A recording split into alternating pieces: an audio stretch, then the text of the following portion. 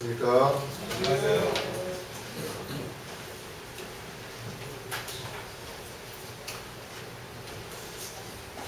이 시간에 우리 행복 인사를 나누도록 하겠습니다. 행복 인사. 옆에 분들하고 당신을 만나서 행복합니다. 인사하시죠? 예수님과 함께 행복하세요. 행복한 천국에 갑시다.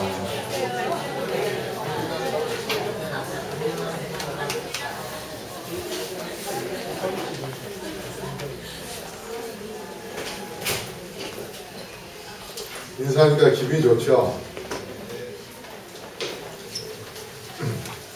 오늘 여러분에게 말씀을 드리려고 하는 제목은 어두운 세상의 전쟁이라는 그러한 제목으로 말씀을 드리겠습니다. 본문 에베소 6장 10절부터 13절까지 우리 다 같이 읽어볼까요? 시작. 정말로 너희가 주 안에서와 그 힘의 능력으로 강건하여 지고 마귀의 계계를 능히 대적하기 위하여 하나님의 전신갑주를 입으라.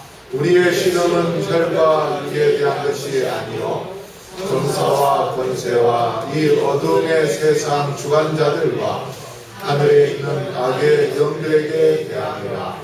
그러므로 하나님의 전신갑주를 취하라. 이는 악한 날에 너희가 능히 대적하고 모든 일을 행하기 위해 서기 위함이라. 에베소서의 주제는 그리스도 안에서의 연합입니다. 기독교에 그 당시에는 유대인들도 있고 이방인도 있고 또 아시아인도 있고 유럽인도 있고 또 노예도 있고 자유인도 있었습니다. 그래서 교회 안에서 여러 그 다문화 그런 민족들이 있었기 때문에 또 여러 계층의 사람들이 다녔기 때문에 사실 연합이라는 것은 쉽지 않았습니다. 그래서 로마에서 기록한 이 에베소서 책을 기록할 때에 사도 바울은 교회의 연합을 강조했습니다. 그런데 마지막 결론 부분에 있어서 왜 연합을 해야 되는가? 그것은 우리가 영적인 선과 악의 전쟁 속에서 살고 있는데 우리의 싸움의 대상은 바로 어두운 세상을 주관하는 자. 그래서 악의 영적 군대들과 우리가 싸워야 되기 때문에 하나님을 의지하고 그 다음에 전신갑주를 입도록 그렇게 권합니다. 그래서 이 12절에 보면 우리가 이 세상에 사는 동안 싸워야 할, 씨름해야 할 대상, 상대가 누군가, 우리의 적이 누군가. 여기 12절 보면 우리의 씨름은 혈과 육에 대한 것이 아니요 정사와 권세와 이 어둠의 세상 주관자들과 하늘에 있는 악의 영들에 대함이라. 여기 보면 어둠의 세상 주관자들, darkness of this world라고 합니다. 이 세상에 그 주관하고 있는 어두운 자들, 흑암의 세력, 그 세력이 누구인가? 여러분이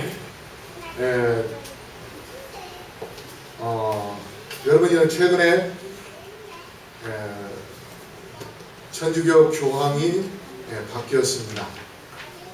근데 그 교황이 바뀌면서 자신의 이름을 프란치스코라 그렇게 부르도록 했습니다. 그래서 최초로 남미 라틴 아메리카의 출신이고 그 다음에 최초 예수의 출신이 이번에 교황이 되었습니다. 제가 왜 오늘 교황에 대해서 말씀을 드린가? 예수회라는 것은 1517년 마틴 루터의 종교개혁이 일어난 다음에 바티칸에서 1540년에 반종교개혁을 위해 예수회를 조직합니다. 다시 말해서 천주교를 반대하는 세력을 무찌르기 위하여 예수회를 조직하는데, 그 군대 조직의 수장을 제너럴, 장군이라고 합니다. 군인, 싸우는 군인의 장군. 그렇게 하는데, 그 수장, 초대 창립자가 누구였냐면 스페인의 사람 이그나티우스 로열러라는 사람이었습니다. 그때부터 금년도에 또 스페인계 30대 수장 아돌포 니콜라스가 바뀌었습니다. 그런데 예수회의 원칙은 수장이 되면 그 사람이 죽을 때까지 하게 되어 있습니다. 그래서 28대까지는 죽을 때까지 이 수장을 했습니다. 그런데 29대 피터 한스 콜벤 바흐라는 사람이 나이가 들고 건강이 안 좋아서 은퇴를 합니다. 살아있는 가운데서 은퇴하면서 자기보다 젊은 사람을 수장으로 세웁니다. 바로 그 수장이 된 사람이 교황도 사실 죽을 때까지 해왔습니다. 근데 이번에도 교황이 죽기 전에도 바꿨습니다. 그래서 교황은 화이트 포프라고 하고, 그 다음에 예수회의 수장은 블랙 포프라고 그렇게 이야기합니다. 그래서 이 까만 옷 입는 사람들 보죠? 바로 이 사람들은 예수의 신부들입니다. 하버드대학 교수 사무엘 쿠퍼가 이런 이야기를 했습니다. 만약 여러분이 베드로 성당의 교황 자리에서 적그리스도를 발견하지 못한다면 어디에서도 적그리스도를 발견하지 못할 것이다. 계시록 17장 4절에 우리 다시 한번 읽어볼까요? 위에 글 시작.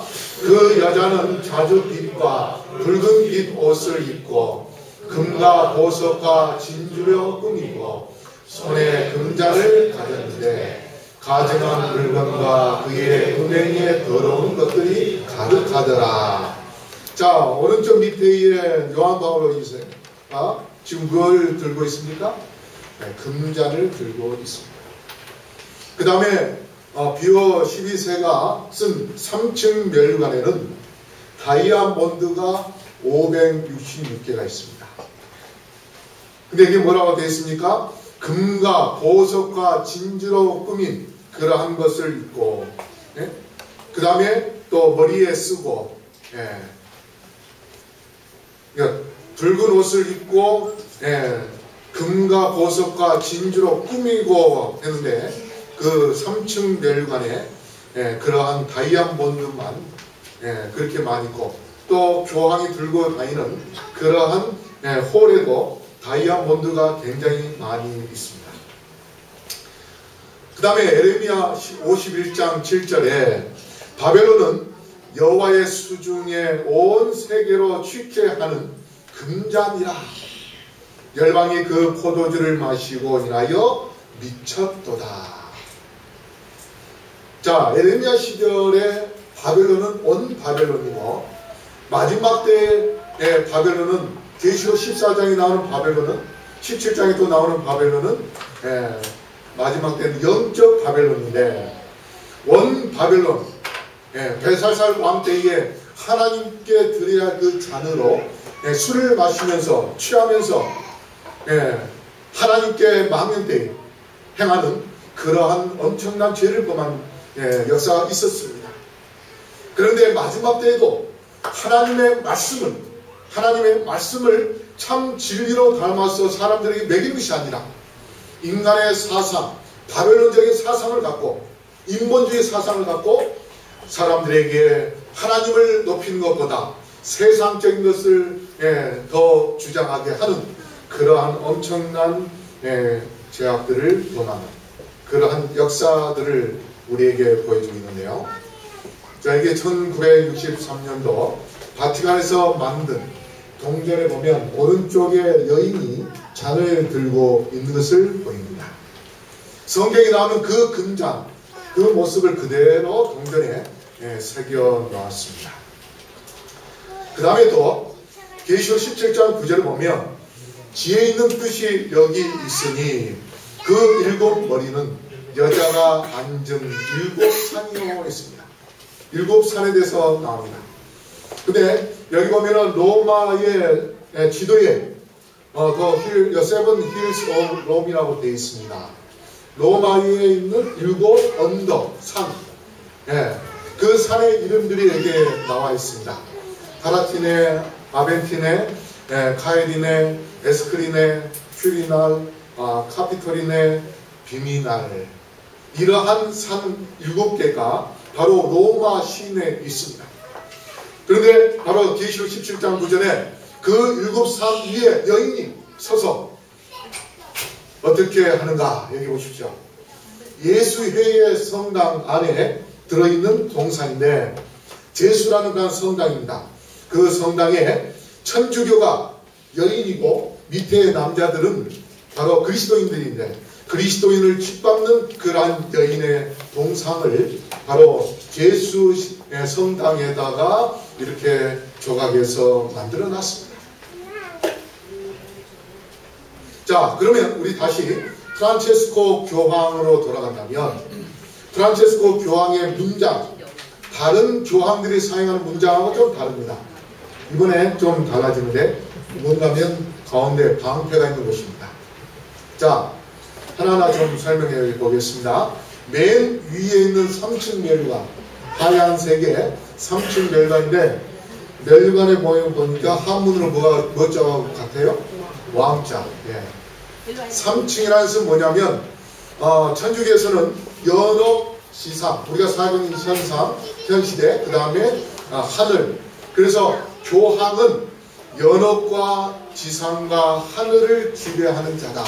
그래서 하나님의 대리자라 그렇게 이야기합니다. 그래서 옛날에 지옥에 있는 사람들, 그들을 다시 연옥으로 좋은 세상으로 보내려면 뭐 해야 된다? 면죄부를 사야 된다. 그래서 면죄부를 파는 그러한 일이 있었습니다. 역사가. 그래서 3층 멸관은 바로 이러한 세계의 세계를 다스리는 그러한 권세를 갖고 있다. 그렇게 이야기하고 있고요. 그 다음에 왕관 바로 밑에 2개의 열쇠가 있는데 이것은 마태복음 16장 19절에 예수님께서 베드로에게 천주교에서는 초대 교황이라고 하죠. 천주교에서의 초대 교황이라고 하는 베드로에게 예수님께서 하늘을 여는 열쇠를 준다. 그렇게 말씀을 하셨습니다.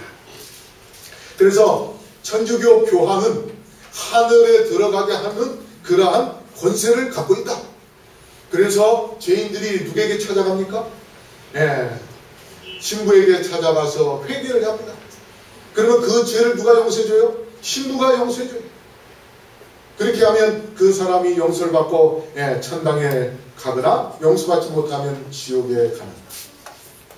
근데 이 콘클라베라는 곳이 있는데 이번에 교황을 뽑을 때도 추기경 120몇 명이 그 안에 들어가서 교황을 뽑았죠.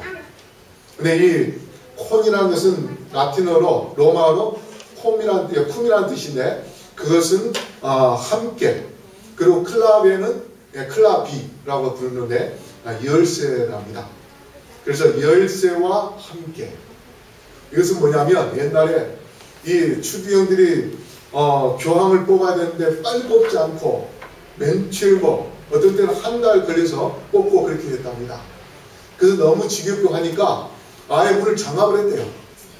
그래서 그 안에서 빨리 안 나오면 너희들만 고생할 테니까 빨리 뽑아라 하는 그런 의미에서 방을 장악을 했답니다. 그래서 잠그는 방의 의미가 콘클라베의 열쇠와 함께라는 그런 의미도 있습니다. 자, 그 다음에 방패가 있는데 에베소서 6장 16절에는 믿음의 방패라고 합니다. 그래서 이 방패는 천주교가 뭘 믿는가 를 보여주는 것인데, 여기 보십시오. 방패 위에 태양이 있습니다. 저걸 뭘 상징하냐면 천주교의 신앙은 태양신을 숭배하는 것입니다. 그리고 IHS가 있습니다.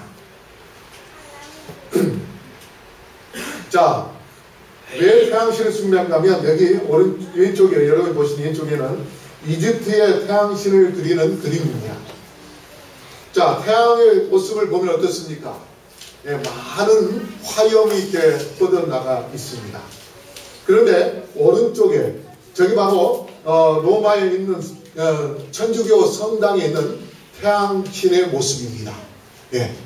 그래서 성당의 천정에 또 태양신의 그 모습을 그려놨는데, 주교들이 주로 들고 다니는 잔이 있는데, 이 십자가 모양 가운데가 십자가 맨 위에 있고 그 밑에가 바로 이게 태양신을 나타내는 그러한 그림이 있습니다. 그리고 오른쪽에는 성만찬 예식을 할 때에 신부가, 주교들이 그 성만찬 떡을 주는데 그 떡 모양에 보면은 다 화염이 그려져 있습니다. 저건 뭘 상징하냐면 바로 태양신을 숭배하는 것을 의미하고 있습니다. 그 다음에 이 십자가 모양이 그 맨 앞에 두고 신부가 거기를 향해서 경배하고 있는, 미사를 지내고 있는 모습을 볼 수 있습니다.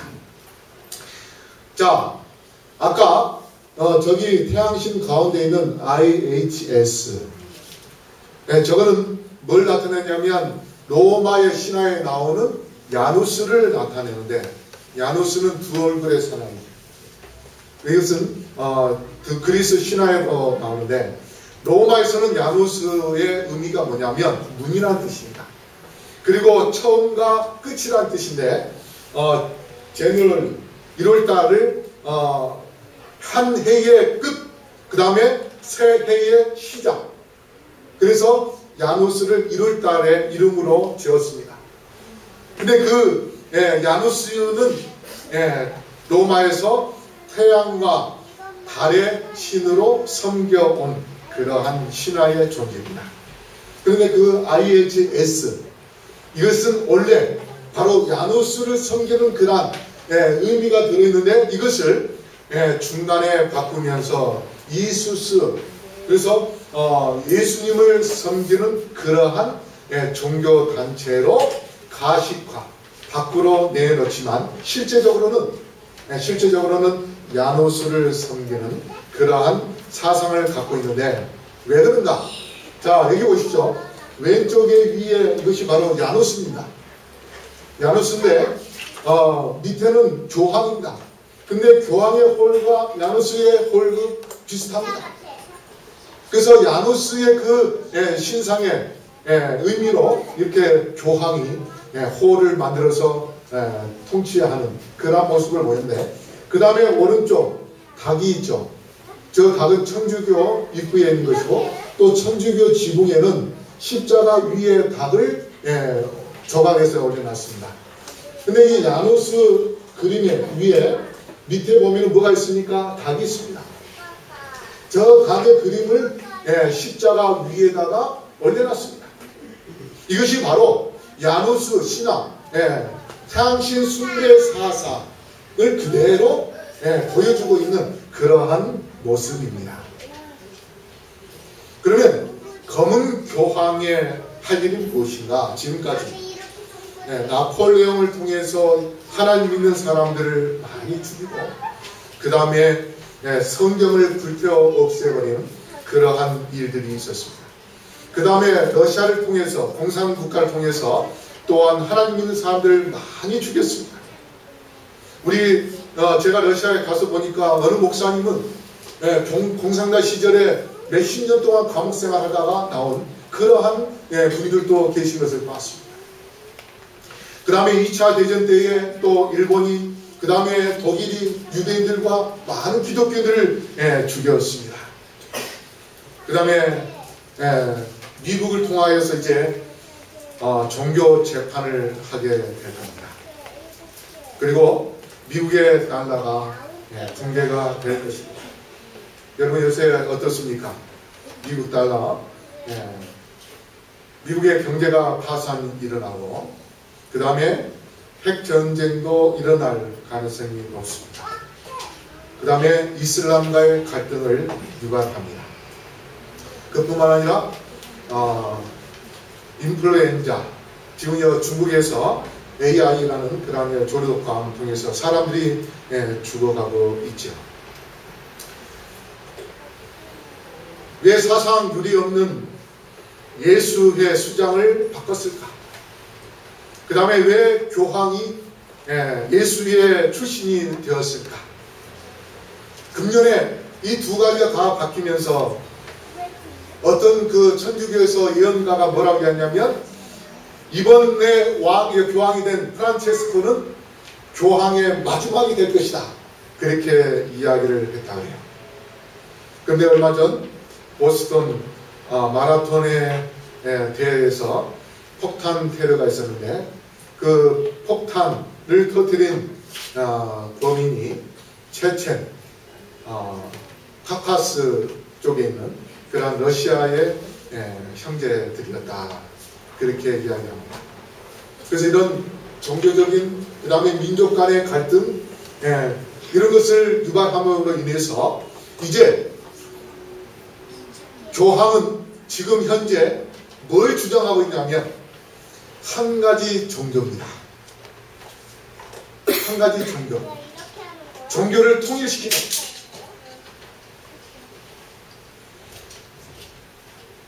교황의 모습은 상당히 이 인간적인 그러한 모습입니다. 축구를 좋아하는 그러한 교황입니다. 근데 이 교황이 왜 프란체스코를 택했는가? 프란체스코 이름은 처음으로 사용을 했는데요, 청결한 삶을 사는 수도사였습니다. 그리고 가난한 자를 돕는 데 앞장섰습니다. 근데 이 프란체스코가 아르헨티나 사람들이 자기가 즉위할 때에 돈 엄청난 그 경비를 들여서 축하하러 올까봐 뭐라고 이야기했냐면, 그 돈으로 가난한 자를 도와줘라, 그렇게 이야기를 했습니다. 물론 그 개인적으로 볼 때에 참으로 훌륭한 그러한 존재입니다. 어떤 면에서 오늘 마태복음 25장 40절에 예수님께서 말씀하신 내용인데요, 임금이 대답하여 가라사대 내가 진실로 너희에게 이르노니 너희가 여기 내 형제 중에 지극히 작은 자 하나에게 한 것이 곧 내게 한 것이니라 하시고, 그래서 교황이 한 소년원에 가서 12명에게 세조 예식을 하면서 특별히 처음으로 여자에게 세조 예식을 하면서 발에다가 키스하는 이 장면을 통해서 전 세계 매스컴에 띄웠습니다. 그런데 예수의 뒷면에는 이러한 것이 있습니다. 예수의 입회할 때에는 금식으로 몸을 쇠약하게 만들고, 그 다음에 환각 증진을 위해 환각제를 흡입하게 하고, 그 다음에 죽은 자와 초원하여, 그 다음에 지옥의 화염, 회골, 이러한 그림을 그려서 악의 영을 초청하는 그러한 일을 합니다. 그리고 옷을 벗기고 칼로 몸에 십자가를 새깁니다. 그리고 세상적인 모든 인연을 다 끊어버리고 오직 예수의 충성을 다하도록 그렇게 하는데, 이것이 프리메이슨 입단식과 흡사합니다. 겉에 보이는 모습과 속의 내면적인 그러한 그들의 모습, 전혀 달라 보이는 이러한 모습을 우리가 통해서 사람들은 겉만 보고 정말 그가 참된 신이다, 또 신의 아들이다, 그렇게 사람들이 오해할 수 있습니다. 그렇지만 우리가 정말 이 세상에 지금 누가 주관하고 있는가? 블랙호프, 근데 다크니스, 이 세상이 지금 어두운 세상, 지금 블랙호프가 이 세상을 어떤 면에서 지배하고 있는 그러한 세상이 되고 있습니다. 이러한 때에 우리가 무엇을 해야 되는가? 에베소서 6장 13절에 우리 다시 한번 읽어볼까요? 시작. 그러므로 하나님의 전신갑주를 취하라. 이는 악한 날에 너희가 능히 대적하고 모든 일을 행한 후에 서기 위함이라. 하나님께서 우리에게 요구한 것은 하나님의 전신갑주를 입으라 했습니다. 전신갑주가 뭡니까? 머리에서부터 발끝까지 전투복입니다. 에스더의 주석에 보면 그리스도인은 많은 부분에 있어서 취약하며 종종 자신이 생각하기에 최대 강점으로 여긴 특성이 유혹을 받을 때 최대 약점으로 드러나기도 한다.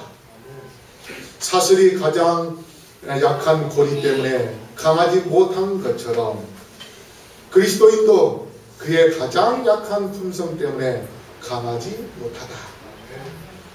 여러분 어떨 때 보면 열쇠 고리를 이렇게 보니까 앞에 열쇠 채우는 거는 튼튼해요. 이렇게 보면은 이 앞에는 열쇠가 튼튼합니다. 근데 열쇠하고 연결된 고리는 어떻습니까? 가늘다란 철사 가지고 연결해놨어요. 그러면 그 고리 때문에 그 열쇠가 떨어져 나가는 겁니다. 위에가 아무리 강한 철로 만들어도 약한 고리가 있으면 그것은 끊어지게 되어 있습니다. 다시 말해서 우리에게 최대의 약점이 무엇인가? 우리의 품성이 세상적으로, 그리고 어떤 세상 사람이 좋아하는, 하나님께서 싫어하는, 마귀가 좋아하는 그러한 품성을 갖고 있다면 그 약한 품성이 우리를 망가뜨리고 우리를 죽음에 빠뜨리는 그러한 결과를 가져올 수 있습니다. 그래서 사단의 목표는 하이프릭을 원고 33쪽 1911년도에 쓴 그 글에 보면 사단의 목표는 인간의 마음에다 그의 품성을 재현시키는 것이다. 사람이 창조되자마자 곧 사단은 인간에게서 하나님의 형상을 말살시키는 걸로 결심하였다. 그리고 하나님의 도장이 지켜야 하는 곳에 그의 인을 짓기로 결심하였다. 그는 인간의 마음에다 선망과 증오와 야망을 주입시키는 데에 성공하였다. 여러분 여기 보면 사단은 하나님의 형상, 하나님의 모양을 갖고 있는 우리를 파괴시키는 것이 그의 목표라고 이야기했습니다. 우리가 이러한 사단의 목표에 사로잡혀서 산다면 우리는 그야말로 가장 불쌍한 존재가 될 수밖에 없을 것입니다. 결국은 그렇게 할 때에 예수 그리스도를 받아들이지 않은 온 세상은 흑암의 왕을 그들의 지도자로 택하였다.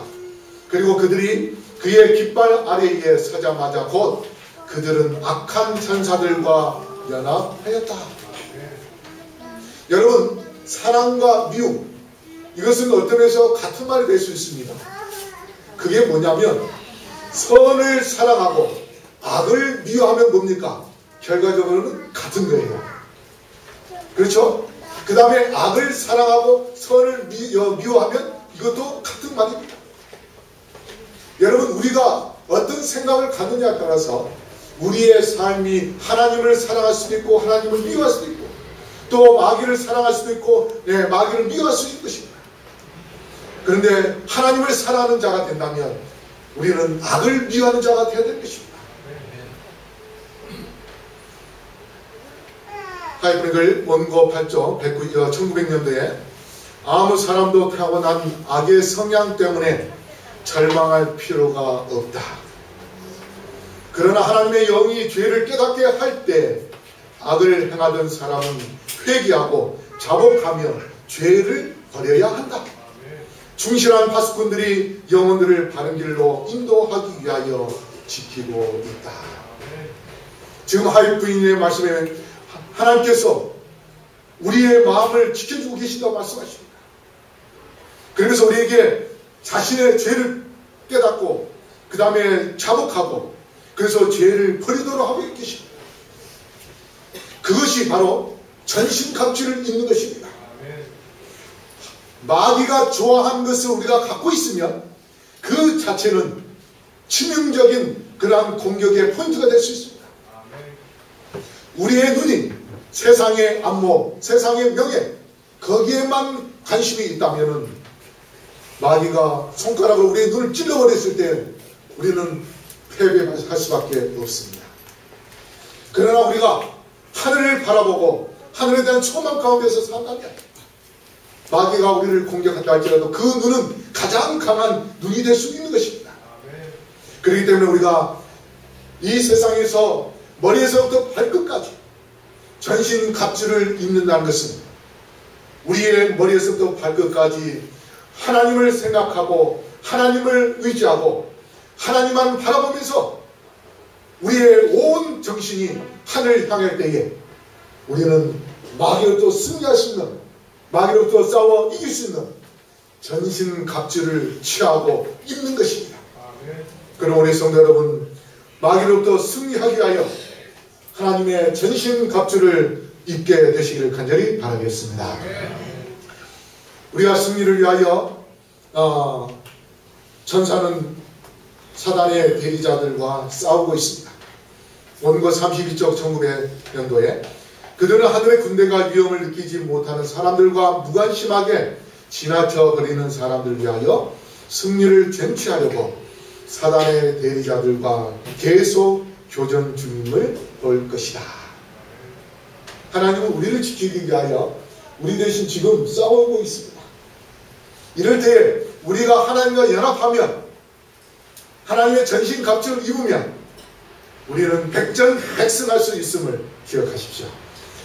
에베소 6장 10절에 다시 한번 우리 한번 읽어볼까요? 시작. 정말로 너희가 주 안에서와 그 힘의 능력으로 강건하여 지고. 메시지 주석에 힘의 능력은 전능자의 자원이다. 그렇게 이야기합니다. 하나님은 예수님께서 이미 마귀로부터 싸워서 승리하신 그런 경험자이십니다. 승리자이십니다. 그래서 마귀로부터 승리하신 예수님, 우리가 그분께 나아가기만 한다면, 그리고 예수님의 모든 능력을 의지한다면 마귀로부터 승리하신 예수님께서 우리로 하여금 마귀와 싸울 때에 승리할 수 있도록 축복해 주실 것입니다. 그러므로 이제 이 세상이 얼마 남지 않은 이때에 어두움의 세상을 주관하고 있는 그러한 주관자들과 싸워서 승리하기를 원하신다면 우리 성도 여러분, 우리 모두 다 전신갑주를 입으시고 어두운 세상을 주관하는 주관자로부터 우리가 패배하는 것이 아니라 정말 하나님의 능력을 통하여서 우리 모두 다 승리하여 주께서 이 땅에 오실 때에 저 영원한 하늘 번영에 들어가시는 주의 백성들 되기를 이 시간 간절히 바라면서 말씀을 마치겠습니다.